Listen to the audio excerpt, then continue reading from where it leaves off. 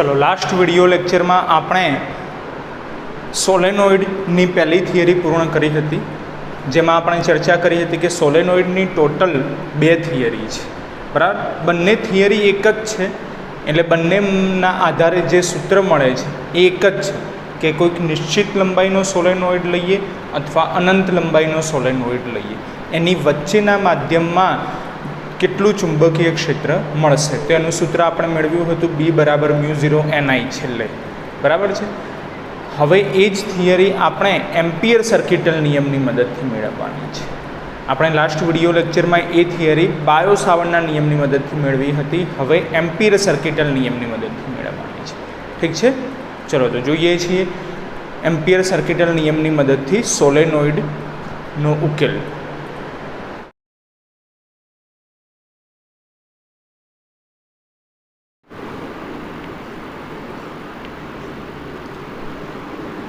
चलो सोलेनोइड अपने अनंत लंबाईनो लईए छे।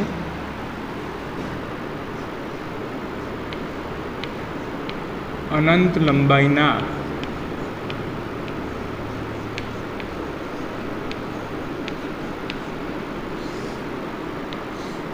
सोलेनोइड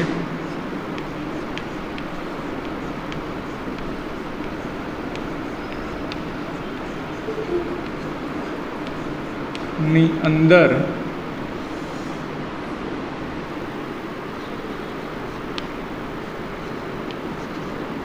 चुंबकीय क्षेत्र।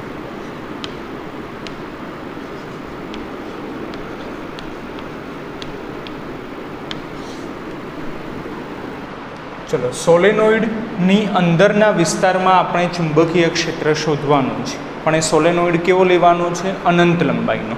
बराबर, तो आपणे आ रीते एक अनंत लंबाईनो सोलेनोइड लईए छीए। बराबर, अनंत लंबाईनो एटले आपणे गई काले कीधेलुं के L > R होवा जोईए। राइट, एटले के सोलेनोइडनी लंबाई एनी त्रिज्यानी सरखामणीमां खूब ज मोटी होवी जोईए। बराबर, तो एवो सोलेनोइड आपणे लईए छीए कि जेनी लंबाई एनी त्रिज्यानी कम्पेरिजनमां खूब ज मोटी छे। बराबर, जेथी सोलेनोइडनी जे जाडाई हशे ए घटी जशे, पण जो जाडाई ओછી राखीशुं तो वच्चेना माध्यममां चुंबकीय क्षेत्र माटेनी जे आकृति थशे ए घणी कॉम्प्लिकेशनवाળી थई जशे। माटे आपणे एवुं समजीशुं कि वच्चेनो एरिया एटले कि एनी त्रिज्या खूब ज ओછી छे। राइट, पण આપણે અહીંયા ફક્ત વધારે બતાવેલી છે, બાકી વાસ્તવમાં ખૂબ જ ઓછી છે।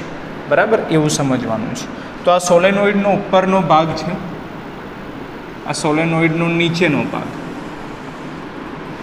બરાબર, મેં કીધું એ પ્રમાણે કે આ વચ્ચેનો એરિયા ખૂબ જ પાતળો છે, પણ આપણે વચ્ચેના એરિયામાં જ ચુંબકીય ક્ષેત્ર શોધવાનું છે। તો એ તમને આકૃતિ સારી રીતે સમજી શકો માટે આપણે આ રીતે થોડો ગેપ વધારે દર્શાવેલો છે। बराबर, चलो तो सोलेनोइडनो उपरनो छेड़ो है, आ सोलेनोइडनो नीचेनो छेड़ो है। पछी मानी लो कि सोलेनोइडनी त्रिज्या ए R जेटली छे।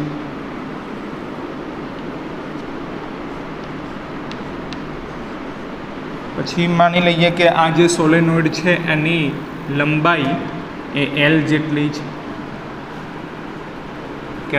L जेटली।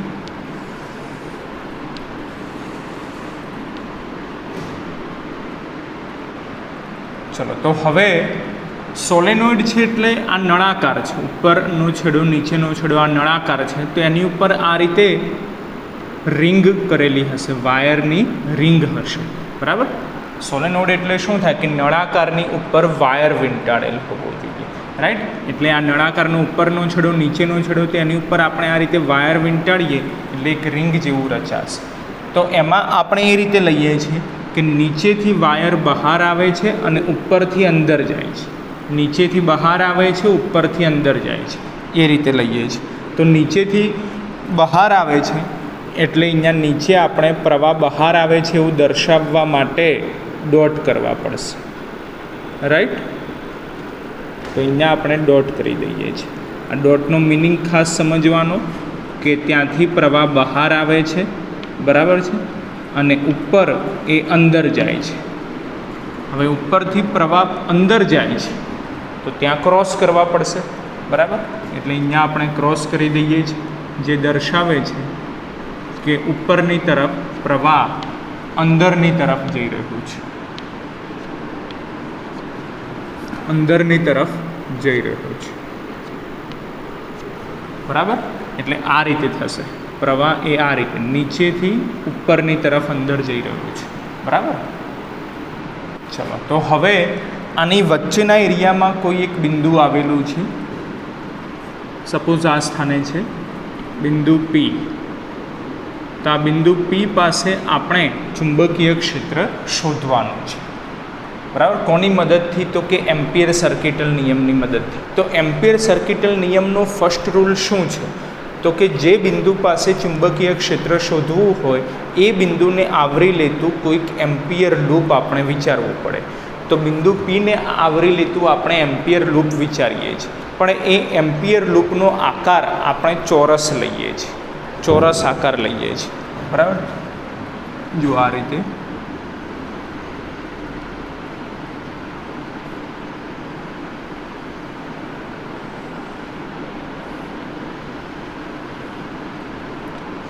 બરાબર. આ રીતે આપણે એમ્પિયર લૂપ વિચારીએ છીએ. એ બી સી ડી, અને માની લો કે આ ચોરસ છે બી સી ડી, એટલે દરેક બાજુની લંબાઈ એક સરખી જ હોવાની છે. તો એ લંબાઈ કેટલી છે? તો કે એલ જેટલી લંબાઈ છે, એવું આપણે ધારી લઈએ છીએ. એલ, સ્મોલ એલ જેટલી લંબાઈ છે. ડીથી સીનું અંતર એ સ્મોલ એલ જેટલું છે, બરાબર. અને ચોરસ છે માટે એ બીનું અંતર પણ એલ થશે, બીસીનું અંતર અને એડીનું અંતર પણ એલ જેટલું જ થશે, બરાબર છે. તો હવે આ એ બી સી ડી એ આપણી એમ્પિયર લૂપ ગણાશે,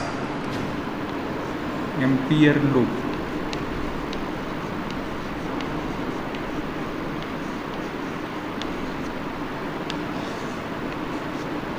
બરાબર. તો હવે આપણે એમ્પિયર સર્કિટલ નિયમ એપ્લાય કરીએ છીએ. એમ્પિયર સર્કિટલ નિયમ શું છે? તો કે ઇન્ટિગ્રેશન બંધ વક્ર vector B dot DL vector બરાબર મ્યુ 0 આઈ ઇનસાઇડ, રાઈટ. તો માટે પણ હવે આ integration vector B dot DL vector જે છે એ આપણે આખી લૂપ ઉપર લાગુ પાડવું પડશે, એ બી સી ડી એ ઉપર, રાઈટ. આખી લૂપ ઉપર. આખી લૂપ તમે વિચારો તો આપણે ત્રીજા ચેપ્ટરમાં જોઈ ગયેલા કે લૂપનો મિનિંગ શું થયો. લૂપનો મિનિંગ કે જે બિંદુએથી આપણે ભ્રમણ સ્ટાર્ટ કરીએ છીએ પાછા રિટર્ન એ જ બિંદુએ આવવાનું, એને કહેવાશે લૂપ, રાઈટ. પછી એ પ્રમાણે તમે ક્લોકવાઇઝ લઈ શકો, એન્ટી ક્લોકવાઇઝ લઈ શકો. પણ જ્યારે એમ્પિયર સર્કિટલ નિયમ ચાલ્યો ત્યારે આપણે ચર્ચા કરી હતી કે એમ્પિયર લૂપ માટે આપણે ભ્રમણ હંમેશા ક્લોકવાઇઝ લઈશું, બરાબર છે. તો એ થી બી થી સી થી ડી થી એ આ ક્લોકવાઇઝ ભ્રમણ થયું અને એ આપણી લૂપ થઈ ગણાશે, બરાબર. તો સંકલન આપણે દરેક પાર્ટ્સનું અલગ અલગ કરવું પડશે. જેમ કે એ બીનું અલગ કરવું પડશે, પછી બીસીનું અલગ કરવું પડશે, પછી સીડીનું અને પછી ડીએનું અલગથી કરવું પડશે. એમ ટોટલ 4 સંકલન થશે. જો 4 સંકલન. પહેલું સંકલન જે થશે એ થી B vector B dot DL vector plus integration બંધ વક્ર બી થી C vector B dot DL vector plus integration બંધ વક્ર સી થી D vector B dot DL vector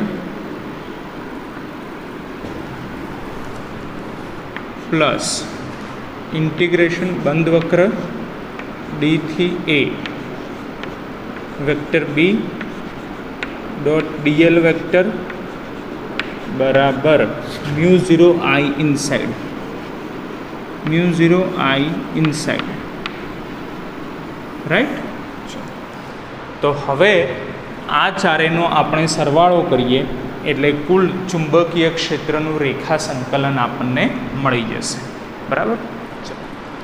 તો હવે આ AB, BC, CD અને DA આ ચારે લાઈન જે આકૃતિમાં લૂપ માટે દેખાય છે ત્યાં આપણે vector B dot DL vector સમજવા પડે. તો vector B dot DL vector એટલે શું થશે? ડોટ ગુણાકાર છે તો સિમ્પલ છે, કોસ થીટા આવશે એટલે થીટા નક્કી કરવો પડે. તો થીટા નક્કી કઈ રીતે થાય? તો કે એમ્પિયર લૂપ ઉપર સૂક્ષ્મ ખંડ પસંદ કરવા પડે. બરાબર. તો એમ્પિયર લૂપ ઉપર આપણે સૂક્ષ્મ ખંડ ડ્રો કરી દઈએ છીએ. આ AB ઉપરનું કોઈ એક સૂક્ષ્મ ખંડ છે, પછી આ BC ઉપરનું સૂક્ષ્મ ખંડ, CD ઉપર અને DA ઉપર. પણ આપણે કીધું એ પ્રમાણે કે વાસ્તવમાં તો એક નહીં ઘણા બધા સૂક્ષ્મ ખંડો હશે, પણ આપણે જસ્ટ એક્ઝામ્પલ રૂપે એક એક દરેક લાઇનમાં દર્શાવેલા છે. બરાબર. આ સૂક્ષ્મ ખંડની લંબાઈ કેટલી છે? તો કે ધારો કે DL વેક્ટર જેટલી છે. બરાબર. પછી એની દિશા કઈ હશે? આ સૂક્ષ્મ ખંડની લંબાઈ DL વેક્ટર જેટલી છે અને એની દિશા હશે ભ્રમણની દિશા પ્રમાણે. બરાબર. એટલે કે આ દિશા હશે DL વેક્ટરની દિશા. બરાબર. આ રીતે હશે. બરાબર. ચલો, દરેક જગ્યાએ આપણને DL વેક્ટરની દિશા તો નક્કી થઈ ગઈ અને હવે આપણે નક્કી કરવાનું છે ચુંબકીય ક્ષેત્રની દિશા, કે ચુંબકીય ક્ષેત્રની દિશા કઈ હશે. તો આપણે તો ક્યાં ચુંબકીય ક્ષેત્ર શોધવાનું છે? તો કે P બિંદુ પાસે શોધવાનું છે. તો P બિંદુ પાસે જ ચુંબકીય ક્ષેત્રની દિશા નક્કી કરવાની છે. તો પ્રવાહ એ અંદરની તરફ છે, તો અંદરની તરફ આપણે જમણા હાથનો અંગૂઠો ગોઠવી દઈએ અને પછી P બિંદુ અહીંયા છે, P બિંદુ અહીંયા છે, તો દિશા ક્યાં જાય છે? આપણો હાથ આ રીતે ટર્ન થાય છે. બરાબર. એટલે ડાબી તરફ મળશે, એટલે આ દિશા હશે ચુંબકીય ક્ષેત્રની. આ વેક્ટર બીની દિશા છે. બરાબર. વેક્ટર બીની દિશા.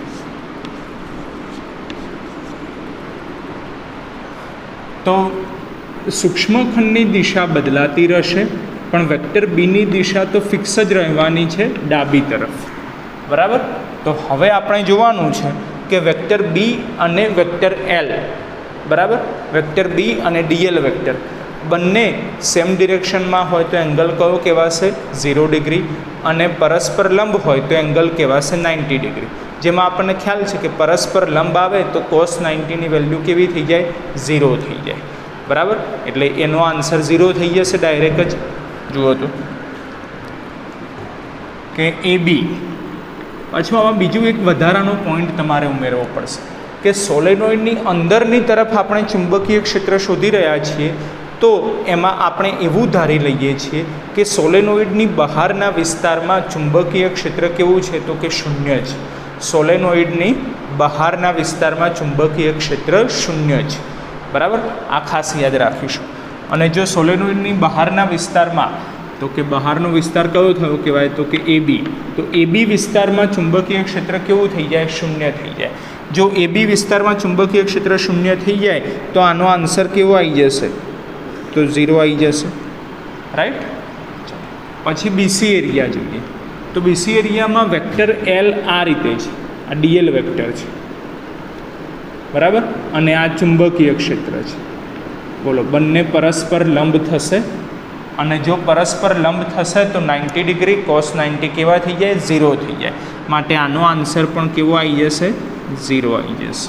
રાઈટ. પછી એ જ રીતે AD વિસ્તાર તમે જુઓ તો કે DL વેક્ટરની દિશા આ છે, y અક્ષ, અને વેક્ટર બીની દિશા આ છે, x અક્ષ. તો એ પણ પરસ્પર લંબ કહેવાશે. બરાબર. માટે AD વિસ્તાર માટે પણ ચુંબકીય ક્ષેત્ર કેવું થઈ જશે? 0 થઈ જશે. AD વિસ્તાર માટે પણ ચુંબકીય ક્ષેત્ર કેવું થઈ જશે? 0 થઈ જશે. તો ફક્ત આના માટે આપણને કંઈક ચુંબકીય ક્ષેત્ર મળશે ઇન્ટિગ્રેશન CD વિસ્તાર માટે. બરાબર. ખ્યાલ આવી ગયો? આ સમજવું ખાસ જરૂરી છે કે A થી B માટે, પછી B થી C માટે અને D થી A માટે, ત્રણેય માટે ચુંબકીય ક્ષેત્ર કેવું થઈ જશે? 0 થઈ જશે. તો ફક્ત આના માટે આપણે ફાઇન્ડ આઉટ કરવાનું રહેશે. બરાબર. ચલો, તો કે માટે ઇન્ટિગ્રેશન બંધ વક્ર C થી D vector B dot dl vector बराबर μ0 I इनसाइड, राइट। चलो तो हवे अहींया डॉट गुणाकार दूर करिए एटले मूल्य लईए तो cos थीटा आवशे, बराबर। तो माटे इंटीग्रेशन बंध वक्र c थी d ddl cos थीटा बराबर μ0 I इनसाइड, बराबर। चलो तो c थी d ना विस्तार में थीटा केटलो छे ए आपणे फाइंड आउट करी दईए तो तमने ख्याल आई जाए कि जो dl वेक्टरनी दिशा डाबी तरफ है અને એ જ દિશા છે ડાબી તરફની વેક્ટર બીની દિશા, તો બંનેની દિશા સરખી થઈ એટલે એંગલ બની જશે 0 ડિગ્રી, બરાબર। તો માટે બી તો અચળ છે એટલે સંકલનની બહાર આવી જશે, ઇન્ટિગ્રેશન બંધ વક્ર ડીએલ, પછી કોસ થીટા, તો થીટા બરાબર 0, કોસ 0 થઈ જશે 1, બરાબર।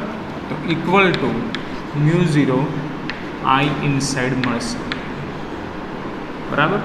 तो इंटीग्रेशन बंध वक्र dl एटले के l थई जशे, तो माटे bl बराबर μ0 I इनसाइड। चलो आटले सुधी क्लियर है, bl बराबर μ0 I इनसाइड। हवे क्वेश्चन थाय कि I इनसाइड नो मीनिंग आपणे समझवो पड़शे, राइट। I इनसाइड शुं छे, तो आपने ख्याल है कि I इनसाइड एटले शुं थाय, तो कि जे लूप आपणे पसंद करेल छे ABCD एनी अंदरनो प्रवाह, एनी अंदरनो प्रवाह ए कहेवाशे I इनसाइड। तो ये अंदरनो प्रवाह केटलो छे ए आपणे समजवो पड़शे, बराबर। जो आपने एटली खबर है कि नीचेथी एक रिंग उपरनी तरफ जाए छे आ रीते, बराबर, कारण के नीचे डॉट करेल छे, ऊपर क्रॉस करेलुं छे, એટલે કે નીચેથી પ્રવાહ બહાર આવે છે, ઉપરથી અંદર જાય છે, તો આ રીતે रिंग છે, બરાબર છે। तो આપણને ખ્યાલ છે કે એક રિંગમાંથી પસાર થતો પ્રવાહ I જેટલો છે, બરાબર। તો સૌથી પહેલાં એ નક્કી કરવું પડે કે આ ABCD વિસ્તારમાં રિંગ કેટલી છે। જો રિંગ કેટલી છે એ ખબર પડી જશે તો ખ્યાલ આવી જાય કે એમાંથી પસાર થતો પ્રવાહ પણ કેટલો છે, કારણ કે આપણને ફક્ત એટલી જ ખબર છે કે એક રિંગમાંથી પસાર થતો પ્રવાહ I જેટલો છે, રાઈટ। તો અહીંયા કેટલી રિંગ છે એ પહેલાં સમજવું પડે અને પછી એનો પ્રવાહ નક્કી થશે, બરાબર। તેના માટે આપણે એવું ધ્યાનમાં લઈએ છીએ કે એકમ લંબાઈ દીઠ આંટાની સંખ્યા કેટલી છે, તો કે n જેટલી છે, બરાબર।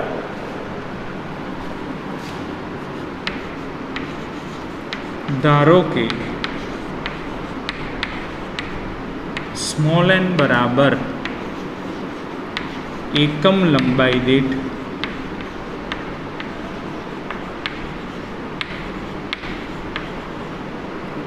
आटानी संख्या,